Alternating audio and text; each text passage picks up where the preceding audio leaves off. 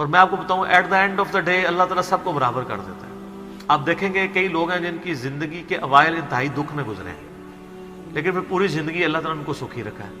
کئی ایسے ہیں کہ جو پوری زندگی سکھی رہے لیکن پھر آزمائش ان پہ بڑھاپے کے وقت میں آ گئی ہے، بیماری کی شکل میں، کسی اور شکل میں.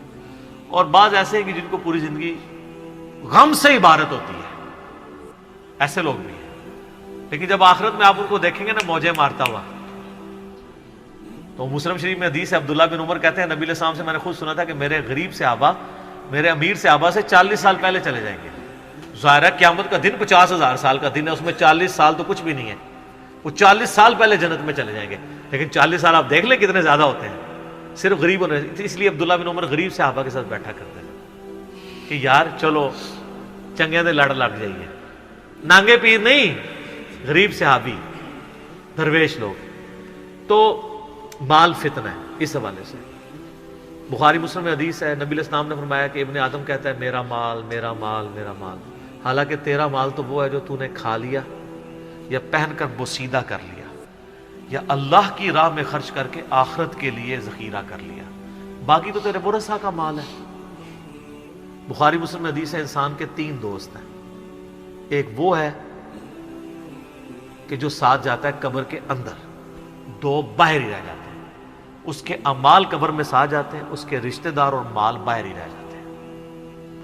بخاری مسلم دونوں میں حدیث ہے، نبی علیہ السلام نے فرمایا ابن آدم کے پاس اگر سونے کی 2 وادیاں ہوں تو وہ تمنا کرے گا تیسری بھی آ جائے، اس کا پیٹ صرف قبر کی مٹی بھرے گی. بخاری مسلم دونوں میں حدیث ہے. یہ نہ سمجھیے گا یہ بزرگوں والا ہے، یہ واقعی بخاری مسلم دونوں میں حدیثیں ہوتی ہیں جو میں بیان کر رہا ہوتا ہوں، پوری ذمہ داری سے کر رہا ہوتا ہوں کہ اے اللہ محمد اور آل محمد کو بس اتنا ہی رزق دینا کہ ان کی روح اور جسم کا رشتہ برقرار رہے. بخاری اور مسلم دونوں میں حدیث ہے. اما عائشہ کہتی ہیں کہ نبی علیہ السلام کی وفات تک ہماری یہ حالت تھی، بعض اوقات 1 مہینہ، بعض اوقات 2، بعض اوقات 3 مہینے تک ہمارے گھر میں چولہا نہیں جلتا تھا. 2 کالی چیزوں پہ، کھجور اور پانی پہ گزارا ہوتا تھا. وہ بھی کوئی ٹن و ٹن نہیں، 2 کھجوریں صبح 2 شام اور 1 میٹھا پانی کا پیالہ صبح اور 1 شام. حالانکہ خیبر کے بعد وسعت مل گئی تھی. نبی علیہ السلام نے فقط اڈاپٹ کیا ہوا تھا. بخاری مسلم دونوں میں حدیث ہے جب نبی علیہ السلام نے ایلا کیا تھا 1 مہینے کے لیے اپنی بیویوں سے ناراض ہو کے چھت پہ شفٹ ہو گئے تھے. جو حضرت عمر ان کو ملنے گئے تھے، آپ کے جسم مبارک پہ چٹائی کے نشان تھے.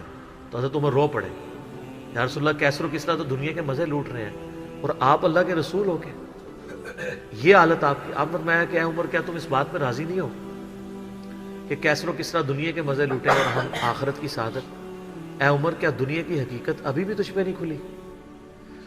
سر نبی علیہ السلام سے اتنے سخت جملے جس عمر نے سنے ہوئے تھے نا، وہی عمر اس قابل تھا کہ اس کے دور میں رومن اور پرشین امپائر گرتی اور 1 ٹکا آرام کا کسی کو نہ کھانے دیتا، ٹنڈ کے رکھا ہوا تھا. حضرت عمر کے بعد کیا ہوا ہے؟ مینجمنٹ کمزور ہو گئی ہے، وظیفوں پہ لوگ لگ گئے، تھیندے ٹھیک ہے. اسی لیے کہا جاتا ہے ابو بکر اور عمر کی خلافتیں خلافتیں محفوظہ ہیں اور عثمان و علی کی خلافتیں مفتونہ ہیں. اس لیے نہیں کہ وہ خلفاء برے تھے، اس لیے کہ اس میں فتنے کا دور تھا، وہ اسپیشل پروٹیکشن تھا. بخاری مسلم میں حدیث ہے میری امت اور فتنوں کے درمیان دروازہ عمر ہے. جب یہ دروازہ توڑ دیا جائے گا فتنے شروع ہو جائیں گے. وہ فتنے کیا شروع ہوئے؟ دنیا کی محبت. جو بخاری میں حدیث نہیں ہے، وہ جو نبی علیہ السلام جب ہجرت کر رہے تھے تو حضرت ابوبکر رضی اللہ تعالیٰ عنہ آپ کے ساتھ تھے. تو ایک شخص جو کافروں کی طرف سے 100 اونٹ انعام رکھا گیا تھا تو وہ پیچھا کرتے. ابن جوشم، کیا نام تھا اس کا؟ سوراقہ ابن مالک ابن جوشم. وہ پیچھے آیا، اس کا گھوڑا دھس گیا. 2-3 بار ہوا، اس کو یقین ہو گیا. اس نے کہا میں آپ کی کوئی مدد کر سکتا ہوں تو بتائیں. تو حضرت بکر نے کہا کہ بس ادھر کی طرف نہ کسی کو آنے دینا ہمارا پیچھا کرنے کے لیے. تو پھر وہ جب جانے لگا تو پیچھے سے آواز دی اور کہا کہ رسول اللہ صلی اللہ علیہ وسلم کہہ رہے ہیں کہ میں سوراقہ کے ہاتھوں میں کسریٰ کے کنگن دیکھ رہا ہوں. تو وہ بڑا مسکرایا، وہ کہنے لگا کسریٰ دنیا کی سپر پاور اور اس کا جو بادشاہ جو لباس پہنتا ہے اتنا مہنگا، وہ میرے اوپر دیکھ رہے ہیں. اور دل میں شاید اس نے یہ بھی سوچا ہو کہ اپنی حالت یہ ہے کہ جان بچا کے 2 بندے چوری چھپے مدینہ جا رہے ہیں اور ہمیں یہ بشارہ سنا رہے ہیں. تو نبی علیہ السلام کو یہ پتہ بھی تھا کہ امت کے لیے خزانے کھلیں گے, تب بھی آپ نے فقر اختیار کیا تاکہ امت پیچھے سے مال پانی نے شروع کر دے, کیونکہ ترمذی کی حدیث ہے ہر امت کا کوئی نہ کوئی فتنہ ہے, میری امت کا فتنہ مال ہے, سیدھی سی بات ہے. اور پھر حضرت عمر کے دور میں پھر کسرا کا جب لباس آیا تو وہ کہا سراقہ کدھر ہے, پہنایا اور کہا چل کے بتاؤ, جب چلے تو پھر کہا لا دے. اس نے کہا میں مالک, ان کا نہیں, نبی علیہ السلام نے صرف اس کا کہا تھا یہ مسلمانوں کا مال ہے, بیت المال میں جمع ہوگا, تو ملکیت نہیں اس کی حاصل کر سکتا, یہ ایونلی ڈسٹریبیوٹ ہوگا. تو سر, اور اس کے بعد پھر حضرت عمر رو پڑے. یہ سارا انہوں نے فلمایا عمر سیریز کے اندر. تو صاحب نے کہا آپ کیوں رو رہے ہیں؟ انہوں نے کہا کہ رسول اللہ مجھ سے بڑھ کر اللہ کو عزیز تھے, لیکن ان کی زندگی فقر میں گزری, اللہ نے یہ خزانے ان کو نہیں دیے. اور حضرت ابوبکر مجھ سے بڑھ کر اللہ کو عزیز تھے, ان کے دور میں یہ نہیں آئے. اس آزمائش میں اللہ نے مجھے ڈالا ہے اور میں ڈرتا ہوں کہ میرا کیا بنے گا. اسی لیے بخاری مسلم میں آتا ہے نا, جب ان کو زخم لگا اور لوگ نا امید ہو گئے تو پھر لوگ آ کے ان کی فائنل زیارت کر رہے تھے, کیونکہ کھاتے پیتے تھے تو وہ میدا کٹا ہوا تھا, نکل جاتا تھا. اسی حالت میں بخاری میں آتا ہے ایک نوجوان آیا, اس کا تہمت ٹخنوں سے نیچے لٹک رہا تھا. جب وہ جان لگا تو بیماری کی حالت میں حضرت عمر کہہ رہے ہیں لڑکے اس کو تہمت کو ٹخنوں سے اونچا کر, اس سے تیرے کپڑے بھی پاک رہیں گے اور یہ سنت بھی ہے. یہاں ہم لوگوں کو کہتے ہیں شلواریں یار نیچے روبڑ رہی ہیں. حضرت عمر نزا کے عالم میں بھی ٹخنوں سے اوپر شلوار کر رہے. حضرت عمر وہابی نہیں سن سر, وہ صحابی سن, ان کو پتہ تھا یہ سنت ہے, اور نزا کے عالم میں تہمت اوپر کروا رہے ہیں. یہ بخاری کے الفاظ ہیں. اور وہاں پہ آگے صحابہ کرام کہہ رہے ہیں کہ اللہ تعالیٰ عمر پر رحم فرمائے, اے امیر المومنین آپ کی وجہ سے اللہ نے مسلمانوں کو اتنی فتوحات دیں, رومن امپائر گری, قادسیہ, یرموک, مسلمانوں کو فتوحات ملی, امید ہے اللہ تعالیٰ آپ کے لیے بہت اجر رکھے گا. انہوں نے کہا کہ مجھے اللہ تعالیٰ میری ان خدمات کے عوض اگر برابر بھی چھوڑ دے کہ میرے گناہ اور نیکیاں برابر ہو جائیں تو واللہ میں کامیاب ہو گیا, میں اللہ سے اتنا ڈرتا ہوں. یہ انہوں نے کوئی ایکٹنگ نہیں کی, نہ یہ میں کہوں گا کہ ان کی عاجزی تھی, یہ ریالٹی تھی. جس کو خدا کا تعارف ہے وہ واقعی جانتا ہے کہ اللہ بڑا ڈاڈا ہے. حضرت ابوبکر نے جب مشورے کے بعد حضرت عمر کو نامزد کیا تھا تو آپ کو پتہ ہے حضرت عمر کو کیا نصیحت کی تھی؟ کیا عمر, ایک ہی نصیحت انہوں نے کی, ان کا اتق اللہ یا عمر.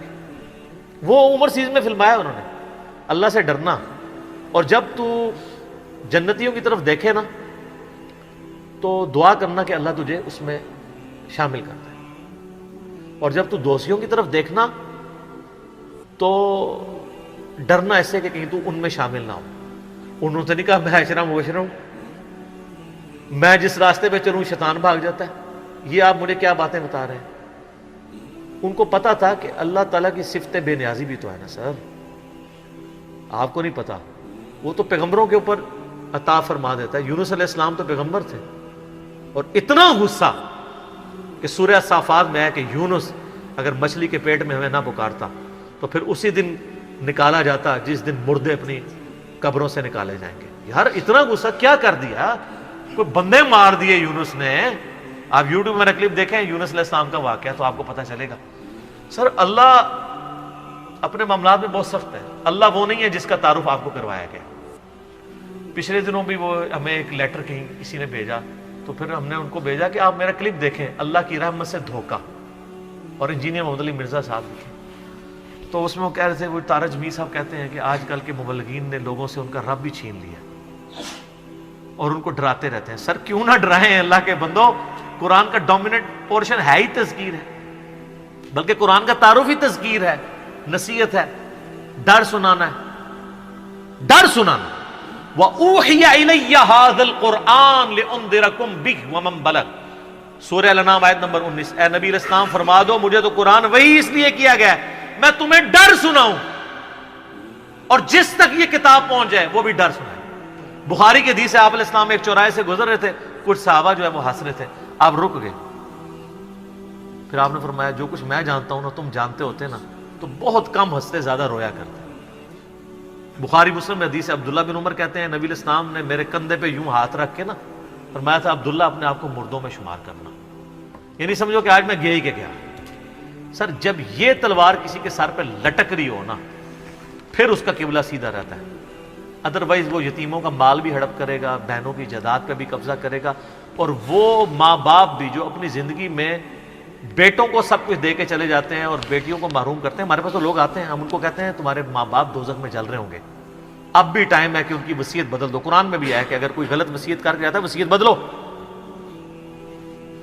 اس کو عذاب سے بچاؤ۔ تو کئی لوگ ہیں میں نے دیکھا ہے ملینز آف روپیز انہوں نے ماں باپ کے مرنے کے بعد ان کے نام پہ ہوئے اپنی بہنوں کو واپس کیے ہیں کہ چلو یار ہمارے ماں باپ دوزخ میں جانے سے بچ جائیں گے۔ اگر آپ کے ماں باپ کی محبت آپ کے دل میں ہے نا تو خدا کے لیے اگر آپ یہ نہ کہیں کہ میرے ماں باپ دے گئے ہیں تو وہ جانے اور ان کا کام، یار وہ آپ کو دے کے گئے، آپ کے ساتھ نیکی کر کے گئے، اور آپ ان کے ساتھ یہ بھی نیکی کرنے کے لیے تیار نہیں ہے کہ جو مال انہوں نے کمایا تھا وہ ان کو دوزخ سے رہائی سے عطا کرنے کے لیے آپ ان کے لیے خرچ کر دیں جو آپ نے نہیں کمایا ہوا۔ تو کتنے بڑے ناہنجار اولاد ہیں آپ۔ سنن ابن ماجہ کی حدیث ہے تو اور تیرا مال تیرے باپ کا ہے، بہت بڑی بات ہے۔ ماں باپ بغیر اجازت کے بھی اپنے اولاد کے مال میں سے لے سکتے ہیں، یہ ذہن میں رکھیے گا، بڑا حق ہے۔ اور آپ لوگ یہ کام کر رہے ہیں، اور جو ماں باپ کر رہے ہیں خدا کے لیے ان کے پاؤں پکڑنے پڑتے ہیں، پاؤں پکڑے، ان کو کہیں کہ خدا کے لیے بہنوں کو اس طرح نہ کیا کریں۔ او جی ان کو جناب وہ جیز دے دیا تھا، وہ جیز تو زندگی میں دیا، وہ گفٹ ہے۔